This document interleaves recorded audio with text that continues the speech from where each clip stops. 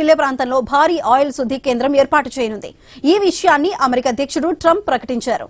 ఈ ప్రాజెక్టు మొత్తం విలువ $300 బిలియన్ వెల్లడించారు. ట్రంప్ ట్రూత్ సోషల్లో పోస్ట్ పెట్టారు.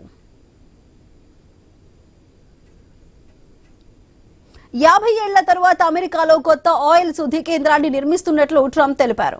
$300 బిలియన్ ఈ ఒప్పందాన్ని చారిత్రాత్మకంగా అభివర్ణించారు. ఈ ప్రాజెక్టు వల్ల వేలాది మందికి ఉద్యోగాలు వస్తాయన్నారు. టెక్సాస్ ఆర్థికంగా వృద్ధి చెందుతుందని చెప్పారు. పెట్టుబడులు పెట్టేందుకు ముందుకొచ్చిన రిలయన్స్ ఇండస్ట్రీస్ కి ట్రంప్ కృతజ్ఞతలు తెలిపారు. ఈ ప్రాజెక్టుతో అమెరికా ఇంధన ఉత్పత్తి పెరిగే అవకాశం ఉందన్నారు. ఎగుమతులు పెంచేందుకు సాయపడుతుందని వివరించారు. ఇది ప్రపంచంలోనే అత్యంత పరిశుభ్రమైన శుద్ధి కర్మాగారం అవుతుందని ట్రంప్ వెల్లడించారు.